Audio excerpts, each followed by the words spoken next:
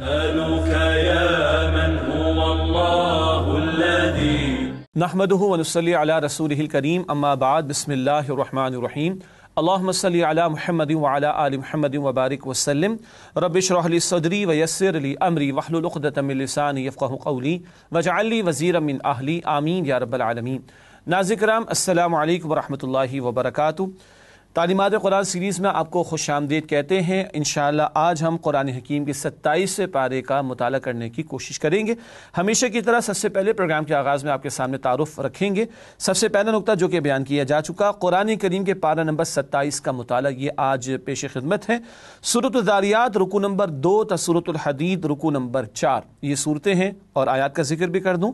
سورۃ الذاریات آیت نمبر 31 تا سورۃ الحدید آیت نمبر 29 یہ آیات ہیں ان صورتوں کی، اور ان کے درمیان مزید صورتیں جن کا انشاءاللہ مطالعہ کیا جائے گا۔ مقاصد مطالعہ اب تو آپ کو یاد بھی ہو گئے ہوں گے، لیکن پیش کر دیتے ہیں۔ پہلی بات، پارہ نمبر 27 کی آیات کے مضامین کا جائزہ، یہ ایک اوور ویو ہوتا ہے جس سے پارے کے مضامین ہمارے سامنے آتے ہیں۔ منتخب آیات کا مطالعہ جس میں کچھ رہنمائی کا سامان، بلکہ کافی کچھ رہنمائی کا سامان ہوتا ہے، اس پر ہم بات کرتے ہیں۔ اور زیر مطالعہ آیات میں بیان شدہ اہم اوامر و نواہی کا تذکرہ، ڈوز اینڈ ڈونٹس کا بیان بھی آپ کے سامنے رکھیں گے انشاءاللہ۔ ناظرین کرام سورۃ الذاریات کا مطالعہ شروع کرتے ہیں۔ گو کہ اس سورت کا آغاز 26 پارے میں ہو چکا ہے، البتہ اس کی آیات کا تجزیہ آپ کے سامنے رکھتے ہیں۔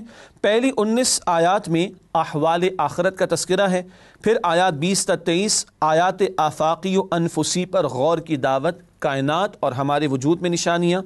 آیات 24 تا 46 تاریخ سے عبرت دلائی گئی ہے مختلف قوموں کے واقعات بیان کر کے۔ آیات 47 تا 51 آخرت کے بارے میں ایک دلیل کا ذکر ہے۔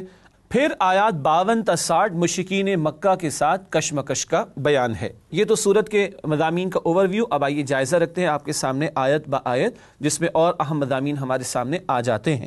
27 پارہ شروع ہوتا ہے، وہاں اولاً آیات 31 تا 37 قوم لوط پر پتھروں کی بارش، اس کا تذکرہ ہے۔ آیات 38 تا 40 آل فرعون کا غرق ہونا، اس کا بیان۔ آیات 41 تا 42 قوم عاد پر تیز آندھی کا عذاب۔ آیات 43 سے 46 قوم ثمود اور قوم نوح کی تباہی کا بیان۔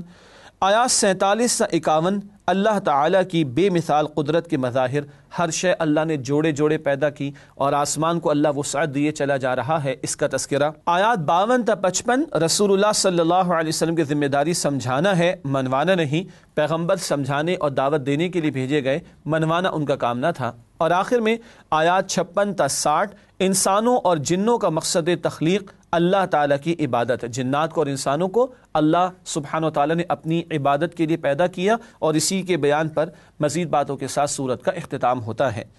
ناظرین کرام سورۃ الذاریات کی منتخب آیات کے مطالعے کے ضمن میں ایک ہی آیت کا انتخاب کیا گیا ہے، آئیے اس کا مطالعہ آپ کے سامنے رکھتے ہیں۔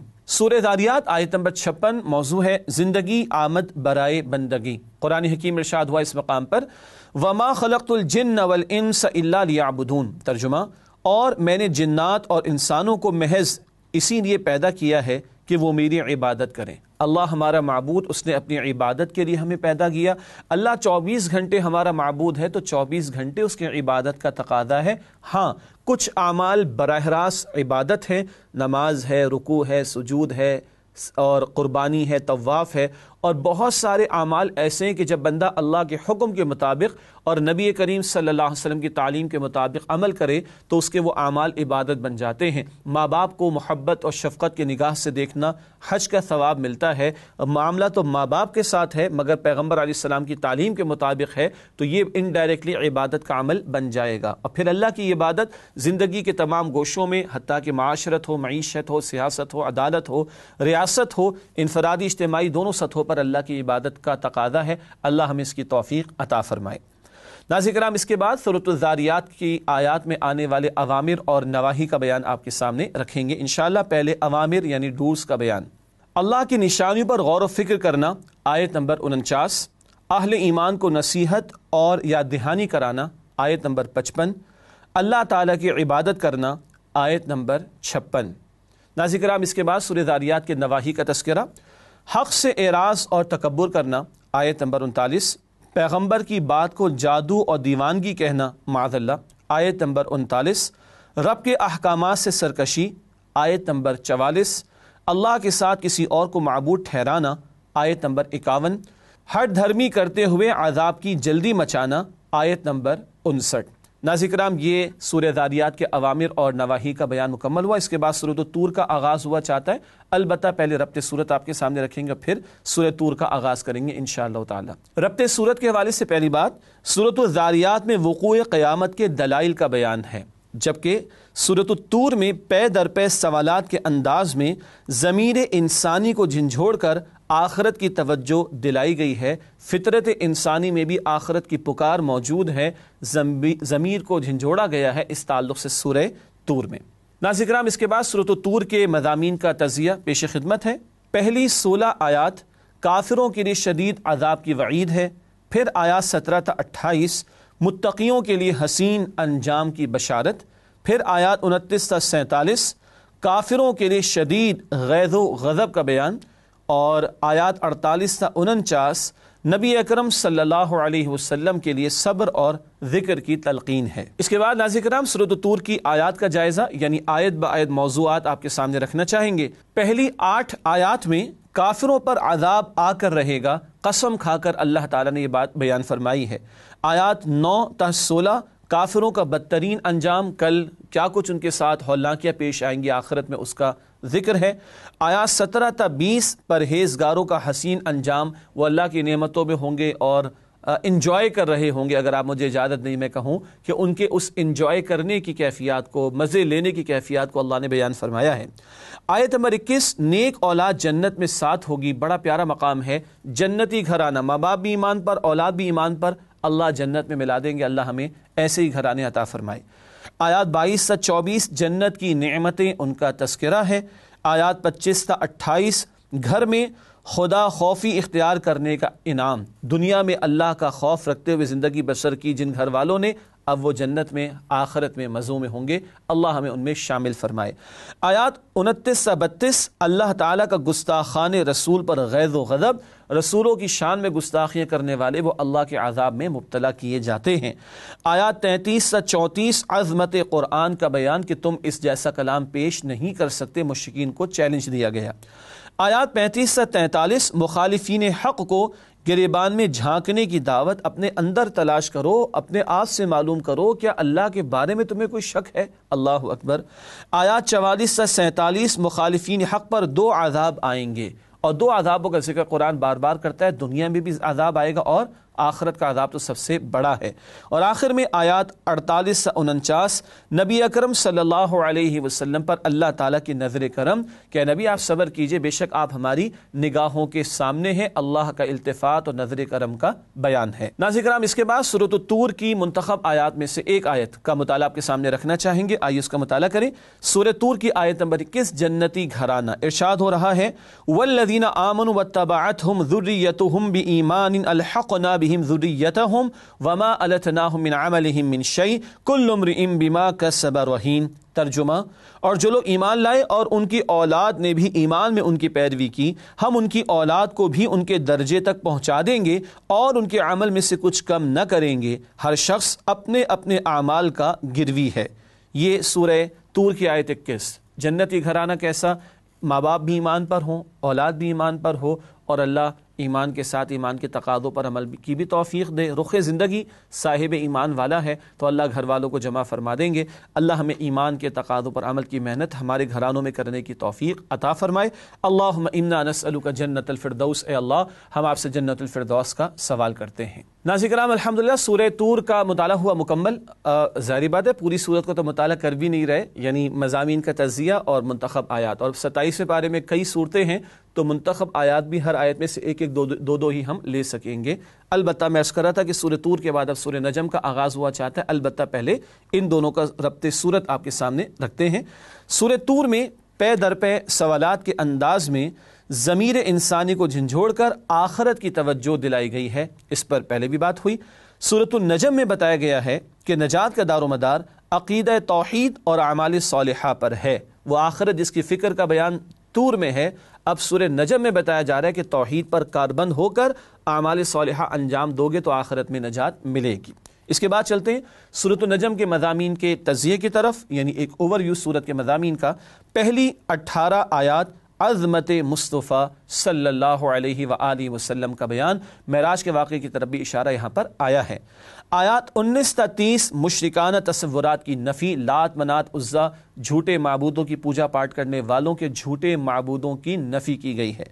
آیات 41 تا 42 جزا و سزا کا بیان، کل کے نتائج کا تذکرہ ہے، اور آخر میں آیات 43 تا 62 اللہ تعالیٰ کی قدرت کے مظاہر اور ان قدرتوں کا بیان عقیدہ توحید کے تعلق سے توجہ دلانے کے لیے بھی ہوا کرتا ہے۔ اس کے بعد ناظرین کرام سورۃ النجم کی آیات کا جائزہ یعنی آیت با آیت موضوعات اب آپ کے سامنے رکھیں گے انشاءاللہ۔ سب سے پہلی 4 آیات حدیث رسول صلی اللہ علیہ وسلم کی اہمیت، رسول اللہ علیہ وسلم جو کچھ ارشاد فرماتے وہ اللہ کی وحی کے مطابق ہوتا ہے، آگے ان آیات پر بات بھی ہوگی انشاءاللہ۔ پھر آیات 5 تا 11 قرآن حکیم کے 2 راویوں کی ملاقات، سبحان اللہ، راوی پہلے کون ہے؟ جبریل علیہ السلام، اور دوسرے کون ہے؟ رسول کریم علیہ السلام، ان کی ملاقات کا تذکرہ ہے۔ آیات 12 تا 18 معراج مصطفیٰ صلی اللہ علیہ وسلم کا بیان، عروج کی انتہا اور باری تعالیٰ کے حضور ملاقات کا شرف رسالت مآب علیہ السلام کو عطا ہوا، اور احادیث سے پتہ چلتا ہے کہ وہ مقام بھی آگے کہ جبرائیل نے عرض کی کہ اس سے آگے میں نہیں جا سکتا ورنہ میرے پر بھی جل جائیں گے۔ اس کے بعد کیا ہے وہ اللہ ہی جانتا ہے، اور اس کے پیغمبر علیہ السلام کو جو اس کا مشاہدہ ہوا۔ اس کے بعد آیات 19 تا 22 مشرکین مکہ کی اللہ کے ساتھ عجیب بے انصافی، اللہ اکبر کبیرہ، اپنے لیے بیٹے پسند کرتے تھے اور معاذ اللہ اللہ کے لیے بیٹیاں پسند کر ڈالی، فرشتوں کو اللہ کی بیٹیاں قرار دے دی، اور اپنی جو دیوی دیوتا تھے ان میں جو مونس تھی ان کے نام بھی جو ہے وہ ان کے مونس نام رکھ دیے معاذ اللہ، اور اللہ کی طرف بیٹیوں کو منسوب کر دیا معاذ اللہ ثم معاذ اللہ۔ یہ حرکتیں ان مشرکین کی یہاں پر بیان ہوئی، ان کے بھونڈے عقیدوں کا ذکر ہوا ہے۔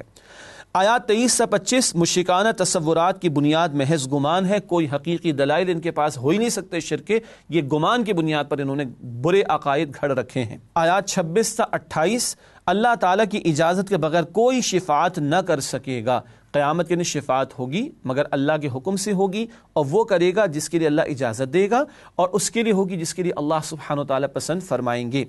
آیات 29 سے 30 دنیا داروں کی محرومی، جو دنیا ہی میں پڑے رہے آخرت میں ان کے لیے کوئی حصہ نہیں۔ آیات 31 سے 32 کبیرہ گناہوں سے بچنے والوں کے لیے بشارت، بڑے گناہ کبیرہ گناہ ان سے جو بچتے رہتے ہیں ان کے صغیرہ گناہوں کو اللہ سبحانہ و تعالیٰ اپنے فضل سے معاف بھی فرما دیں گے۔ آیات 33 تا 35 کیا دولت مندوں سے اللہ تعالیٰ راضی ہے؟ قطعاً نہیں۔ مشرکین کا خیال تھا کہ ہمارے سرداروں میں سے کسی کو وحی ملنی چاہیے، تو بھائی اللہ کے ہاں کسی کا مقام جو ہے وہ دولت اور مال کی بنیاد پر نہیں ہے، وہ تو تقوی کی بنیاد پر ہے۔ آیات 36 تا 42 انسان کا عمل اس کے کام آئے گا، جو تم بیج بو رہے ہو وہی فصل تم کاٹو گے، اور تمہارے ساتھ تمہارے اعمال کی پونجی ہی کل جانے اور کام آنے والی ہے۔ آیات 43 تا 49 متضاد احوال، اللہ تعالیٰ کی قدرت کے مظاہر، اللہ ہی کھلاتا پلاتا ہے وہی بھوکا رکھتا ہے، اللہ ہی کسی کو امیری دیتا ہے کسی کو غریب بناتا ہے، یہ جو کیفیات ہیں بدلتے حالات کی، کل اختیار کس کا؟ اللہ سبحانہ و تعالیٰ کا۔ آیات 50 تا 55 قوموں کی ہلاکت، اللہ تعالیٰ کے جلال کے مظاہر، اس کا بیان ہے۔ پچھلی قوموں نے نافرمانی کی روش اختیار کی، کفر پر اڑے رہے تو اللہ نے مٹا دیا، اور ان کا ذکر کر کے ہر دور کے لوگوں کو اللہ سبحانہ و تعالیٰ عبرت دلاتے ہیں۔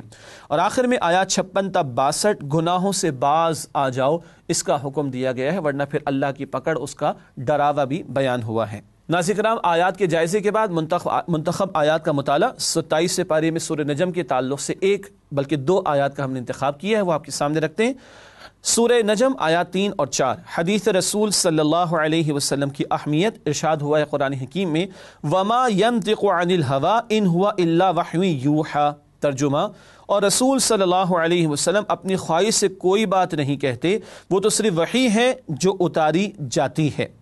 یہ ہے اللہ کے پیغمبر علیہ السلام کی حدیث مبارک کی اہمیت کہ قرآن بھی آپ پر نازل ہوا اور قرآن کے علاوہ بھی آپ پر وحی کا نزول ہوا، اور جو آپ نے ارشاد فرمایا وہ اللہ کی وحی کے مطابق اور اللہ کی وحی کے تابع ہے اور اللہ کی نگرانی میں ہے۔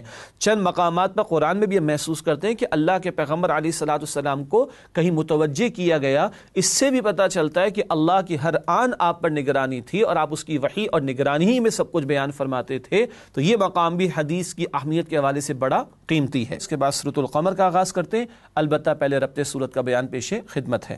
ربط سورت کے حوالے سے پہلی بات، سورۃ النجم میں سابقہ ہلاک ہونے والی قوموں کا اجمالی ذکر تھا۔ اجمال کا مطلب مختصر بیان۔ سورۃ القمر میں ان اقوام کا ذکر تفصیل سے کیا گیا ہے۔ یہ آپس میں ان دونوں صورتوں کا ربط ہوا آپ کے سامنے بیان۔ اس کے بعد سورۃ القمر کے مضامین کا تجزیہ آپ کے سامنے رکھتے ہیں ایک اوور ویو کی شکل میں۔ پہلی 8 آیات مشرکین مکہ پر اللہ تعالیٰ کا غیظ و غضب اس کا بیان ہے۔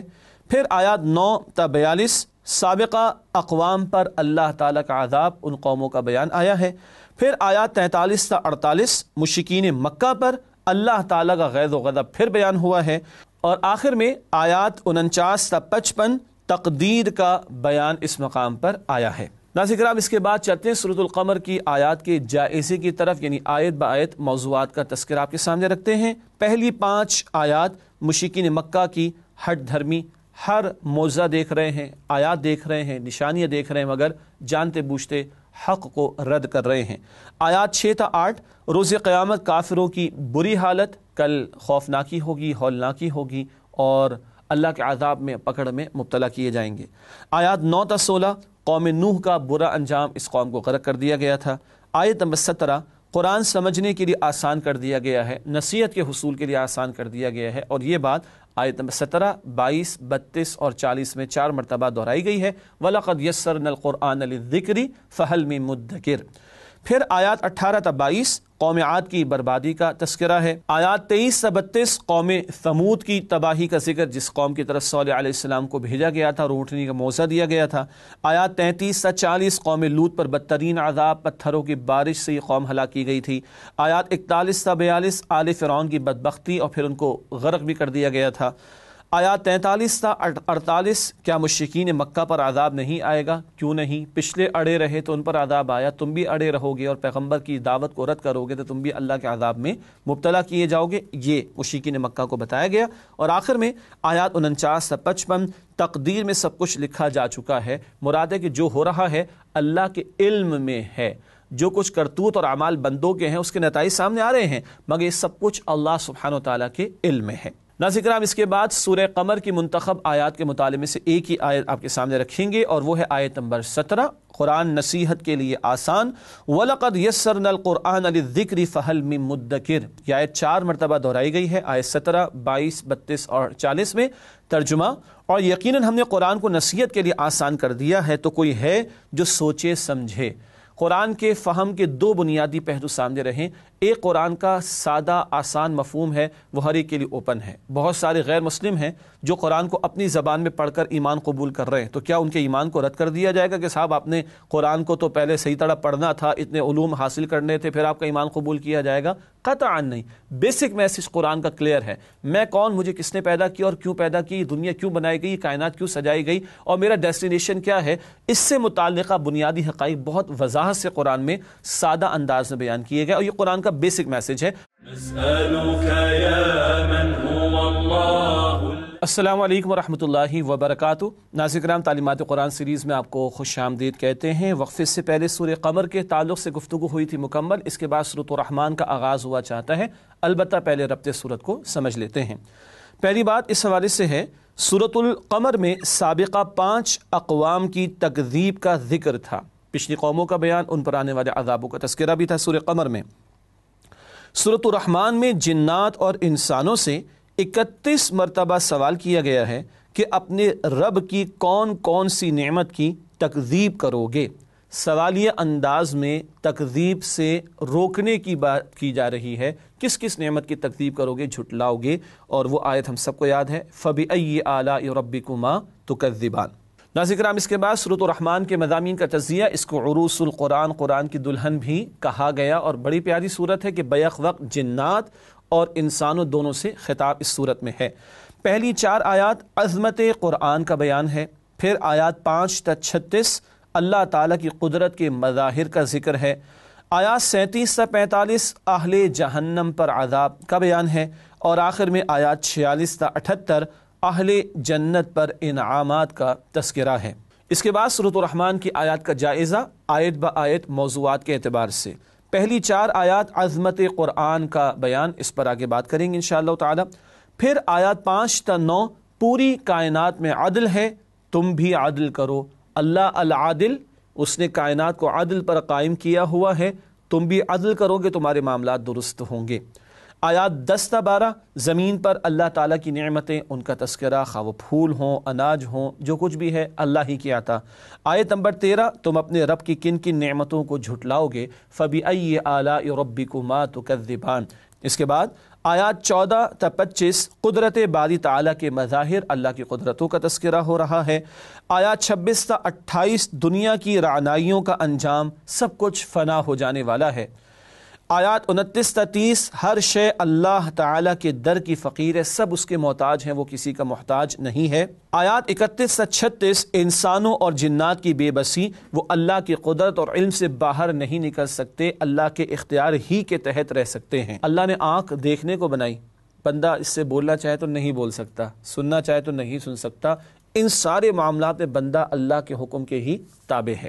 آیات 37 تا 45 روز قیامت مجرموں کا انجام بیان ہوا، اور بڑا شدید عذاب ان کو دیا جائے گا، اور ان کو شعلے بھی مارے جائیں گے، استغفر اللہ۔ آیات 46 تا 55 اصحاب الیمین کی جنت، دائیں ہاتھ والوں کی جنت، اس کی نعمتوں کا بیان ہو رہا ہے۔ پھر آیات 56 تا 61 اصحاب الیمین کی بیویاں، وہ ایسی اٹھان پر ان کو کھڑا کیا جائے گا کہ پہلے کسی نے انہیں چھوا تک نہیں ہوگا۔ آیات 62 تا 69 مقربین کی جنت کا بیان، جو جنت میں اعلیٰ درجات والے ہوں گے، اور آخر میں آیات 70 تا 78 میں مقربین کی بیویاں، ان کا تذکرہ ہے، اور اس بیان میں ذکر آتا ہے حور مقصورات فی الخیام، وہاں وہ حوریں جو ہیں وہ پوشیدہ ہوں گی خیموں میں۔ جنتی عورتوں اور حوروں کے بھی پوشیدہ رہنے کا، پردے میں رہنے کا قرآن تذکرہ کرتا ہے، اس سے آج دنیا میں خواتین کے پردے میں رہنے کی طرف بھی توجہ دلائی گئی ہے۔ بہرحال یہ سورہ رحمان کی آیات کا جائزہ۔ اب آئیے اس کی چند منتخب آیات کا مطالعہ آپ کے سامنے رکھیں۔ پہلی 4 آیات کا انتخاب کیا گیا ہے سورہ رحمان کی۔ الرحمن علم القرآن خلق الانسان علمہ البیان، اس کو ہم نے موضوع دیا ہے بہترین صلاحیت قرآن کے لیے لگاؤ۔ آئیے ان 4 آیات کا ترجمہ کرتے ہیں۔ اللہ جو رحمان ہے، اسی نے قرآن کی تعلیم فرمائی، اسی نے انسان کو پیدا کیا اور اسے بولنا سکھایا۔ ہمارے استاد محترم ڈاکٹر اسرار احمد صاحب رحمۃ اللہ علیہ، اللہ ان پر اپنی رحمتیں نازل فرمائے، انہوں نے ان 4 آیات کا بڑا پیارا تجزیہ کیا ہے۔ رحمان اللہ کا سب سے زیادہ پیارا صفاتی نام، علم القرآن سارے علوم اللہ نے سکھائے، لیکن جو چوٹی کا علم سکھایا اللہ نے وہ قرآن کا علم ہے۔ خلق الانسان، اللہ نے انسان کو پیدا کیا، ساری مخلوقات کو اللہ نے پیدا کیا، مگر اس کی تخلیق کا شاہکار انسان۔ علمہ البیان، بولنا سکھایا، بیان کی صلاحیت عطا فرمائی، حالانکہ سننے کی، دیکھنے کی اور صلاحیتیں بھی اللہ ہی نے عطا فرمائی، مگر جو بہترین صلاحیت بندے کو عطا کی گئی وہ بولنے کی صلاحیت ہے۔ حاصل کلام وہ اللہ جو رحمان ہے، اس نے اپنی رحمانیت کے طفیل بہترین مخلوق انسان کو بہترین علم یعنی قرآن سکھایا۔ اس بہترین مخلوق کو چاہیے کہ اپنی بہترین صلاحیتوں کو بہترین کام میں استعمال کرے۔ یہ ان 4 آیات کا ایک بڑا پیارا حاصل۔ اور حدیث بخاری شریف میں اللہ کے پیغمبر صلی اللہ علیہ وسلم نے فرمایا، خیرکم من تعلم القرآن وعلمہ، تم میں سے بہترین وہ جو قرآن سیکھے اور قرآن سکھائیں۔ اللہ تعالی ہمیں اس حدیث کا مصداق بننے کی اور قرآن کو مزید سیکھنے، سمجھنے اور اس کے احکامات پر عمل کرنے اور اس کے پیغام کو دوسروں تک پہنچانے کی توفیق عطا فرمائے۔ اگلی آیت جس کا انتخاب کیا گیا وہ آیت نمبر 13 ہے، رب کی کس کس نعمت کو جھٹلاؤ گے؟ مشہور آیت ہے فَبِأَيِّ آلَاءِ رَبِّكُمَا تُكَذِّبَانِ۔ 31 مرتبہ یہ ایک ہی آیت، 78 آیات ہیں کل الرحمن میں، اور 31 مرتبہ یہ آیت دہرائی گئی۔ ترجمہ، تو تم اپنے پروردگار کی کون کون سی نعمت کو جھٹلاؤ گے؟ یہ ہے اللہ کی طرف سے سوالیہ انداز۔ اللہ کی نعمتوں کا شمار بھی ممکن نہیں۔ قرآن نے 2 مرتبہ کہا، سورہ نحل اور سورہ ابراہیم میں، وَإِن تَعُدُّوا نِعْمَةَ اللَّهِ لَا تُحْصُوهَا، اور اگر تم اللہ کی نعمتوں کو شمار کرنا چاہو بھی تو شمار نہیں کر سکتے۔ یہاں فرمایا کس کس نعمت کو جھٹلاؤ گے؟ اللہ کی تو نعمتوں کو شمار کرنا بھی ممکن نہیں ہے۔ یہ الفاظ جنات نے سنے، جامع ترمذی کی روایت ہے، تو انہوں نے ایک بڑا پیارا جملہ ادا کیا، لا بشیء من نعمک ربنا نکذب فلک الحمد۔ اللہ کے پیغمبر علیہ السلام نے صحابہ کرام کو بتایا کہ تمہارے بھائی، الفاظ سنیے گا، تمہارے بھائی جنات نے یہ جملہ، یہ آیت جب سنی تو انہوں نے پڑھا، لا بشیء من نعمک ربنا نکذب فلک الحمد، اے ہمارے رب آپ کی نعمتوں میں سے کسی شے کا بھی ہم انکار نہیں کرتے، کسی شے کو بھی ہم نہیں جھٹلاتے، فلک الحمد، تعریف اور حمد اور شکر اور ثنا آپ کے لیے ہے۔ تو ہمیں بھی اس آیت کو پڑھتے ہوئے سنتے ہوئے یہ الفاظ پڑھ لینے چاہیے، لا بشیء من نعمک ربنا نکذب فلک الحمد۔ ناظرین کرام، سورۃ الرحمن کے بعد سورۃ الواقعہ کا آغاز ہوا چاہتا ہے، البتہ پہلے ربط سورت حسب معمول آپ کے سامنے رکھیں گے، نوٹ فرمائیے گا۔ سورۃ الرحمن کے آغاز میں جبکہ سورۃ الواقعہ کے اختتام پر عظمت قرآن کا بیان ہے دونوں صورتوں میں عظمت قرآن کا بیان، رحمان میں شروع میں، واقعہ میں آخر میں۔ مزید بنا دونوں صورتوں میں مقربین جنت، عام اہل جنت اور اہل جہنم تینوں گروہوں کا ذکر ہے۔ عام اہل جنت دائیں ہاتھ والے، اور پھر مقربین ان کا، اور پھر اہل جہنم، تینوں گروہوں کا سورۃ الرحمن میں بھی ذکر ہے اور سورۃ الواقعہ میں بھی۔ اس کے بعد چلتے ہیں سورۃ الواقعہ کے مضامین کے تجزیے کی طرف، یعنی ایک اوور ویو سورت کے مضامین کا۔ پہلی 10 آیات قیامت کا نقشہ کھینچا گیا ہے، پھر آیات 11 تا 26 مقربین کی جنت کا نقشہ پیش کیا گیا ہے، آیات 27 تا 40 اصحاب الیمین کی جنت کا تذکرہ ہے، دائیں ہاتھ والے، آیات 41 تا 56 اہل جہنم کا برا انجام بیان ہوا ہے، آیات 57 تا 74 اللہ تعالیٰ کی قدرت کے مظاہر کا تذکرہ ہے، پھر آیات 75 تا 82 عظمت قرآن کا بیان ہے، اور آخر میں آیات 83 تا 96 موت کی کیفیت کا بیان، اور تینوں گروہ عام اہل جنت، مقربین اور اہل جہنم ان کا بھی مختصراً بیان اس صورت کے آخر میں کیا گیا ہے۔ ناظرین کرام، اس کے بعد سورۃ الواقعہ کی آیات کا جائزہ، یعنی آیت بآیت موضوعات آپ کے سامنے رکھتے ہیں۔ پہلی 6 آیات قیامت کا منظر اللہ سبحانہ وتعالیٰ نے پیش کیا، اس دن کی ہولناکیوں کا تذکرہ ہے۔ پھر آیات 7 تا 11 انسانوں کی 3 گروہ میں تقسیم کا بیان، اور آگے پھر مزید اس کی تفصیلات ہیں۔ آیات 12 تا 26 میں سابقون کی جنت، مقربین کی جنت کا تذکرہ ہے۔ آیات 27 تا 40 اصحاب الیمین کی جنت، یعنی دائیں ہاتھ والوں کی جنت کا تذکرہ۔ پھر آیات 41 سے 56 اصحاب الشمال کا برا انجام، بائیں ہاتھ والے یعنی جہنم والوں کے برے انجام کا تذکرہ۔ آیات 57 تا 62 رحم مادر میں انسانوں کی تخلیق کون کرتا ہے، بڑے جلالی انداز میں اللہ نے کچھ سوالات سامنے رکھ کر اپنی قدرتوں کا اظہار کیا ہے۔ آیات 63 تا 67 بیج سے فصل کون اگاتا ہے۔ آیات 68 تا 70 بارش کون نازل کرتا ہے، یہ سب اللہ کی قدرتوں کا بیان۔ آیات 71 تا 74 آگ اللہ تعالیٰ کی قدرت کی نشانی، اور یہ درخت اور اس سے کس قدر ایندھن کا سامان میسر آتا ہے بندوں کو، اس کا تذکرہ۔ پھر آیات 75 تا 76 عظمت قرآن کے لیے عظیم گواہی، ستاروں کے ڈوبنے کے مقام کی قسم کھا کر اللہ نے قرآن کی عظمت کو بیان کیا۔ پھر آیات 77 تا 82 عظمت قرآن کریم کا بیان، اسے مطہرین یعنی پاکیزہ لوگ ہی چھو سکتے ہیں، فرشتوں کی طرف بھی اشارہ۔ آیات 83 تا 87 موت کا منظر، اللہ تعالیٰ اس کی ہولناکی سے سختی سے ہم سب کی حفاظت فرمائے، جانا ہے ہر ایک کو۔ آیات 88 تا 91 نیک لوگوں کی موت کا بیان، اللہ عمدگی والی خیر والی موت اور خاتمہ ہمیں عطا فرمائے۔ اور آخر میں آیات 92 تا 96 برے لوگوں کی موت کا تذکرہ ہے، اللہ بری موت سے ہم سب کی حفاظت فرمائے۔ ناظرین کرام، اس کے بعد سورۃ الواقعہ کی چند منتخب آیات کا مطالعہ پیش خدمت ہے۔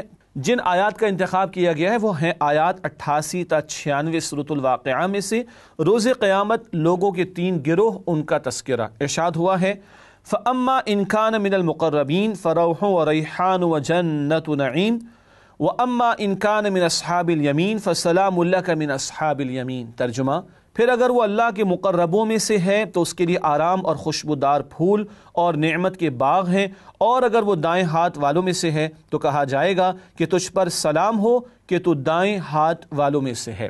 یہ آیات 88 تا 91 کا ترجمہ، مقربین کا بیان، ان کے لیے خوشبودار پھول اور آرام و نعمت کے باغات کا ذکر ہے، اور دائیں ہاتھ والوں کا ذکر بھی ہے جن کے لیے سلامتی ہے۔ اللہ تعالی ہمیں جنت والوں میں شامل فرمائے۔ اس کے برعکس ارشاد ہو رہا ہے آگے سورہ واقعہ کی آیات 92 تا 96 وَأَمَّا إِنْ كَانَ مِنَ الْمُكَذِّبِينَ الضَّالِّينَ فَنُزُلٌ مِّنْ حَمِيمٍ وَتَصْلِيَةُ جَحِيمٍ إِنَّ هَذَا لَهُوَ حَقُّ الْيَقِينِ فَسَبِّحْ بِاسْمِ رَبِّكَ الْعَظِيمِ۔ ترجمہ، اور اگر وہ جھٹلانے والے گمراہوں میں سے ہے تو اس کے لیے کھولتے پانی کی ضیافت ہے اور جہنم میں داخل کیا جانا ہے، یہ خبر سراسر حق اور قطعاً یقینی ہے، پس تم اپنے عظیم الشان پروردگار کے نام کی تسبیح کرتے رہو۔ اللہ ہمیں جہنم کے عذاب سے بچائے، کھولتا ہوا پانی استغفر اللہ اس کی ہولناکی اور عذابوں سے ہم سب کی حفاظت فرمائے، اور اللہ اپنی جنت الفردوس میں ہمیں جگہ عطا فرمائے۔ نسألك يا من هو الله الذي۔ ناظرین کرام، اس کے بعد سورۃ الحدید کا آغاز ہوا چاہتا ہے، البتہ پہلے ربط سورت آپ کے سامنے رکھتے ہیں۔ سورۃ الواقعہ میں مقربین جنت اور عام اہل جنت کا ذکر تھا۔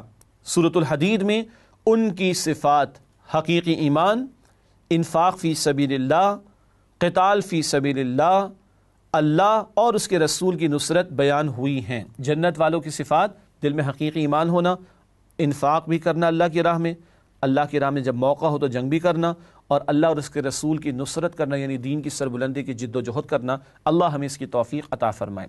مکی صورتوں کا بیان مکمل ہوا۔ اب سورہ حدید مدنی صورت ہے اور 27 پارے کی آخری صورت ہے۔ آئیے اس کے مضامین کا تجزیہ آپ کے سامنے رکھیں۔ پہلی 6 آیات ذات و صفات باری تعالیٰ کا بیان، اللہ کی عظمتوں کا ذکر، پھر آیات 7 تا 11 دین اسلام کے تقاضوں کا بیان، تفصیل آگے آئے گی انشاءاللہ۔ آیات 12 تا 15 دین کے تقاضے اور انجام آخرت کا تذکرہ ہے۔ پھر آیات 16 تا 19 قرب الہی کے حصول کا راستہ، راہ الہی میں مال خرچ کرنا۔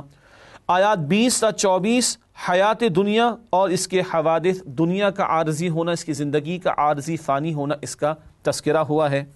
آیت نمبر 25 قیام نظام عدل، تمام رسولوں کا مشن، پیغمبروں کے انقلابی مشن کا بیان، عدل کا قیام، نفاذ، جسٹس کا بات کریں گے آگے انشاءاللہ۔ اور آخر میں آیات 26 سے 29 رہبانیت دین کے تقاضوں سے فرار کی راہ ہے، یہ نصارہ نے اختیار کی تھی، یہ تذکرہ آخر میں کیا گیا اس صورت میں۔ ناظرین کرام، اس کے بعد سورۃ الحدید کی آیات کا جائزہ آیت با آیت موضوعات کی صورت میں آپ کے سامنے رکھتے ہیں۔ پہلی 2 آیات کائنات اللہ تعالیٰ کی فرما بردار ہے، کل کائنات میں اللہ ہی کا حکم جاری و ساری، اور ہر شے، ہر مخلوق اس کے حکم پر عمل کر رہی ہے۔ ہاں، انسانوں کو اور جنات کو تھوڑا سا اختیار دیا ہے، اور اس کی بنیاد پر کر آخرت میں ان کے بارے میں سوال بھی ہوگا۔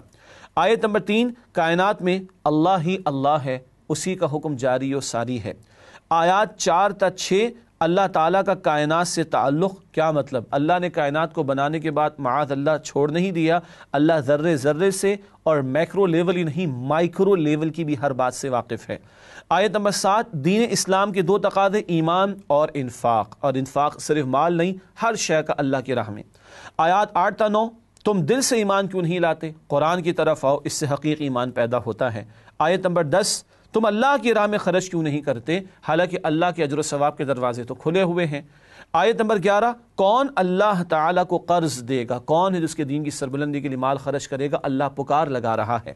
آیت نمبر 12 دین کے تقاضے ادا کرنے والوں کے لیے انعام جنت کا وعدہ۔ آیت نمبر 13 دین کے تقاضے ادا نہ کرنے والوں کا انجام، کل وہ جہنم میں ہوں گے۔ آیت نمبر 14 مومن رفتہ رفتہ منافق کیسے بن جاتا ہے، دل سے قبول نہ کیا ہو، زبان سے دعوے کیے ہوں تو پھر نفاق کی طرف قدم بڑھ سکتے ہیں۔ آیت نمبر 15 روز قیامت منافقین کافروں کے ساتھ ہوں گے، انجام نفاق و کفر کا ایک ساتھ ہوگا۔ آیت نمبر 16 کیا اب بھی نادم ہونے کا وقت نہیں آیا، تمہارے دل لرز کیوں نہیں جاتے اللہ کے کلام کو سن کر۔ آیات 17 تا 19 دل کی سختی دور کرنے کا قرآنی راستہ، مال کو اللہ کی راہ میں خرچ کرو۔ آیت نمبر 20 انسانی زندگی کے 5 ادوار کا بیان، بچپن ہے، لڑکپن ہے، جوانی ہے، اور ذرا بڑی عمر اور پھر بڑھاپے کا معاملہ ہے۔ آیت نمبر 21 مقابلے کا اصل میدان محنت کرنی ہے تو اللہ کی جنت اور اس کی مغفرت کے حصول کے لیے کرو۔ آیات 22 سے 24 حوادث دنیا کی حقیقت، یہ بدلتے حالات امتحان ہے اللہ کی طرف سے، کبھی شکر کا امتحان ہو رہا ہے، کبھی صبر کا امتحان تمہارا لیا جا رہا ہے۔ آیت نمبر 25 تمام رسولوں کا مشن، قیام نظام عدل، جسٹس پر مبنی، عدل پر مبنی نظام کا قیام۔ آیات 26 تا 27 رہبانیت، دین کے تقاضوں سے فرار کی راہ۔ شیطان کچھ لوگوں کو کونے کھدرے میں بٹھا کر کہتے ہیں بس تم اللہ اللہ کرتے رہو، باقی معاشرے کو اس کے حال پر چھوڑ دو، اور یہ خود ساختہ تصور نیکی میں مبتلا لوگ اللہ کے دین کے لیے جد و جہد کے لیے میدان میں نہیں آتے، اور شیطان کا کام پورا ہو رہا ہوتا ہے۔ رہبانیت کا تذکرہ ہوا۔ آیات 28 تا 29 عیسائیوں کے لیے حصول سعادت کا موقع، اہل کتاب کو کہا جا رہا ہے آخری پیغمبر صلی اللہ علیہ وسلم پر ایمان لے آؤ، تم بھی اللہ کی رحمت کے مستحق بن سکتے ہو۔ ناظرین کرام، اس کے بعد سورۃ الحدید کی چند منتخب آیات کا بیان آپ کے سامنے رکھیں گے۔ آیات 7 تا 11 یہیں پہ ایمان اور انفاق کے تقاضے بیان ہوئے ہیں، ان کا تذکرہ آپ کے سامنے کرنا چاہیں گے انشاءاللہ۔ ارشاد ہوا آمنوا باللہ ورسولہ وانفقوا مما جعلکم مستخلفین فیہ فالذین آمنوا منکم وانفقوا لهم اجر کبیر وما لکم لا تؤمنون باللہ والرسول یدعوکم لتؤمنوا بربکم وقد اخذ میثاقکم ان کنتم مؤمنین۔ یا 7 اور 8 کا ترجمہ کرتے ہیں آپ کے سامنے۔ ایمان لاؤ اللہ پر اور اس کے رسول صلی اللہ علیہ وسلم پر، اور خرچ کرو ہر اس شے میں سے جس پر تمہیں عارضی اختیار دیا گیا ہے۔ جو لوگ تم میں سے ایمان لائے اور خرچ کرتے رہے ان کے لیے بڑا ثواب ہے۔ اور تمہیں کیا ہوا ہے کہ ایمان نہیں لاتے اللہ پر، حالانکہ رسول صلی اللہ علیہ وسلم تمہیں دعوت دیتے ہیں کہ ایمان لاؤ اپنے رب پر، اور رسول صلی اللہ علیہ وسلم لے چکے ہیں تم سے عہد اگر تم واقعی مؤمن ہو۔ 2 تقاضے، دل سے ایمان لاؤ حقیقی ایمان، اور انفاق کرو ہر شے کا، وہ جان بھی ہے، وقت بھی ہے، صلاحیت بھی ہے، مال بھی ہے، اولاد بھی ہے، اس سب کو لگاؤ اللہ کے دین پر عمل اور اس کے دین کی دعوت اور اس کے دین کے نفاذ کی محنت کے لیے۔ پھر جھنجھوڑا جا رہا ہے کیوں واقعتاً ایمان نہیں لاتے جبکہ رسول تمہیں ایمان کی دعوت دے رہے ہیں۔ ایمان والوں کو جھنجھوڑا جا رہا ہے، خاص طور پر وہ جو منافقین تھے کہ دل سے ایمان کیوں نہیں لاتے۔ اس کے بعد اب ترغیب کا انداز آ رہا ہے، اگلی آیات کا مطالعہ کرتے ہیں۔ آیت نمبر 9 اور پھر اس کے بعد 10 اور 11 کا بیان بھی آئے گا۔ ارشاد ہوا هو الذي ينزل على عبده آیات بینات لیخرجکم من الظلمات الى النور وان اللہ بکم لرؤوف رحیم۔ اس آیت کا پہلے ترجمہ کرتے ہیں آپ کے سامنے۔ وہی تو ہے جو نازل کرتا ہے اپنے بندے پر واضح آیات تاکہ نکال لائے تمہیں اندھیروں سے روشنی میں، اور بے شک اللہ تم پر نہایت شفقت کرنے والا مہربان ہے۔ اب ترغیب دلائی جا رہی ہے، حقیقی ایمان کہاں سے ملے گا؟ اللہ کی آیات سے، قرآن حکیم سے۔ اس قرآن سے جڑو، اس قرآن سے تمہارے اندر حقیقی ایمان پیدا ہوگا، اور جب حقیقی ایمان ہوگا تو پھر تم انفاق بھی کرو گے۔ اگلی آیات میں پہلے ڈانٹ ڈپٹ بھی آ رہی ہے انفاق کے لیے، اور ترغیب اور تشویق اور موٹیویشن بھی آ رہی ہے۔ ارشاد ہوا وَمَا لَكُمْ أَلَّا تُنْفِقُوا فِي سَبِيلِ اللَّهِ وَلِلَّهِ مِيرَاثُ السَّمَاوَاتِ وَالْأَرْضِ لَا يَسْتَوِي مِنْكُمْ مَنْ أَنْفَقَ مِنْ قَبْلِ الْفَتْحِ وَقَاتَلَ۔ آیت کے حصے کا ترجمہ رکھتے ہیں آپ کے سامنے۔ اور تمہیں کیا ہوا ہے کہ خرچ نہیں کرتے اللہ کی راہ میں، حالانکہ آسمان و زمین کی وراثت اللہ ہی کے لیے ہے۔ برابر نہیں تم میں سے وہ جس نے خرچ کیا فتح سے پہلے اور جنگ کی۔ آگے مزید ذکر ہے اولئک اعظم درجۃ من الذین انفقوا من بعد وقاتلوا وکلا وعد اللہ الحسنی واللہ بما تعملون خبیر۔ اس آیت کا ترجمہ مکمل کرتے ہیں۔ ایسے لوگوں کا درجہ ان لوگوں سے کہیں بڑھ کر ہے جنہوں نے بعد میں خرچ کیا اور جنگ کی، اور اللہ نے سب سے وعدہ کیا بڑی بھلائی کا، اور جو کچھ تم کرتے ہو اللہ اس سے باخبر ہے۔ اللہ سبحانہ و تعالیٰ ترغیب دلا رہے ہیں، پہلے تو جھنجھوڑا کیوں خرچ نہیں کرتے، سب کچھ تو اللہ کا ہے، اسی کو لوٹاؤ اور بینک آف اللہ انلمیٹڈ میں جمع کرا لو، بینک اکاؤنٹ آخرت میں جمع کرا لو۔ اور آج مغلوبیت کا دور ہے، فتح مکہ سے پہلے کی بات ہو رہی ہے۔ آج جو خرچ کرے گا اس کا درجہ بعد والوں سے زیادہ ہوگا، ہر ایک سے اللہ کا اجر و ثواب کا وعدہ ہے، مگر جو دین کی مغلوبیت کے دور میں خرچ کرے، اپنے آپ کو لگائے، اپنی صلاحیتوں کو کھپائے، اس کا اجر مغلوبیت کے دور والوں کا اجر بعد والوں سے جب دین غالب ہو چکا ہو بہت زیادہ ہوگا۔ آج بھی موقع ہے میرے اور آپ کے لیے اللہ کی راہ میں خرچ کرنے کا اور ثواب میں آگے بڑھنے کا۔ اگلی آیت، آیت نمبر 11 میں بڑا پیارا انداز اللہ کی طرف سے ترغیب کا فرمایا، من ذا الذی یقرض اللہ قرضا حسنا فیضاعفہ لہ ولہ اجر کریم۔ کون ہے جو اللہ کو قرض دے اچھا قرض، پھر وہ 2 چند کرے اس کے لیے اس انفاق کو، اور اس کے لیے عزت کا صلہ ہے۔ قرض حسن جو حلال میں سے دیا جائے، حسن نیت کے ساتھ خرچ کیا جائے، اللہ بڑھا چڑھا کر عطا فرمانے کا وعدہ دے رہے ہیں۔ اللہ ہمیں اپنی راہ میں لگانے کی، کھپانے کی توفیق عطا فرمائے۔ ناظرین کرام، اس کے بعد اگلی اور آخری آیت جس کا انتخاب کیا گیا سورہ حدید کی آیت نمبر 25، رسولوں کا انقلابی مشن قیام عدل۔ ارشاد ہوا لقد ارسلنا رسلنا بالبينات وانزلنا معهم الكتاب والميزان ليقوم الناس بالقسط وانزلنا الحديد فيه بأس شديد ومنافع للناس وليعلم الله من ينصره ورسله بالغيب ان الله قوي عزيز۔ ترجمہ، بلا شبہ ہم نے بھیجا اپنے رسولوں کو واضح نشانیوں کے ساتھ، اور ہم نے نازل کی ان کے ساتھ کتابیں اور ترازو، نظام عدل، تاکہ لوگ عدل پر قائم ہوں، اور ہم نے لوہا بھی اتارا ہے جس میں شدید جنگ کی صلاحیت ہے، اور لوگوں کے لیے دیگر فائدے بھی ہیں، تاکہ اللہ ظاہر کر دے کہ کون غیب میں رہتے ہوئے اس کی اور اس کے رسولوں کی مدد کرتا ہے۔ بے شک اللہ بڑا طاقتور اور زبردست ہے۔ پیغمبر کیوں بھیجے گئے؟ تاکہ انسانیت کو عدل پر، قسط پر، جسٹس پر قائم کیا جائے۔ یہ بڑا محدود تصور ہے کہ کتاب پڑھ لی جائے، پڑھا دی جائے اور بات ختم ہو جائے۔ نہیں، پیغمبروں کو کتابیں دی گئی، موضوعات دیے گئے، شریعت دی گئی نفاذ کے لیے۔ رسول اللہ نے بھی اللہ کا دین قائم اور نافذ کر کے دکھایا صلی اللہ علیہ وسلم، اور آج ختم نبوت کے بعد امت مسلمہ کے کاندھوں پر یہ ذمہ داری ہے کہ اللہ کے دین کو اللہ کی زمین پر قائم کرنے کی جد و جہد کرے تاکہ انسانیت کو عدل میسر آ سکے۔ وقت فرصت ہے، کہاں کام ابھی باقی ہے، نور توحید کا اتمام ابھی باقی ہے، اور اللہ ہمیں توفیق دے ہم اس کی اور اس کے رسول کی نصرت کرنے والے ہوں، یعنی دین کے غلبے کی جد و جہد کرنے والے ہوں۔ ناظرین کرام، آخر میں ہمیشہ کی طرح فرمان نبوی صلی اللہ علیہ وآلہ وسلم پیش خدمت ہے۔ قرآن مجید کا ایک سرا اللہ تعالیٰ کے ہاتھ میں ہے اور دوسرا سرا اہل ایمان کے ہاتھ میں، پس جو اسے تھامے رہیں گے نہ دنیا میں گمراہ ہوں گے نہ آخرت میں ہلاک ہوں گے۔ یہ طبرانی شریف کی روایت ہے۔ ناظرین کرام، اسی کے ساتھ پروگرام کا وقت ہوا مکمل اور آپ سے چاہیں گے اجازت۔ وزٹ کیجئے e.quranacademy.com۔ اللہ تعالی ہم سب کو قرآن حکیم سے مزید مضبوطی عطا فرمائے، آمین یا رب العالمین۔ وآخر دعوانا ان الحمدللہ رب العالمین، والسلام علیکم ورحمۃ اللہ وبرکاتہ۔ نسألك يا من هو الله الذي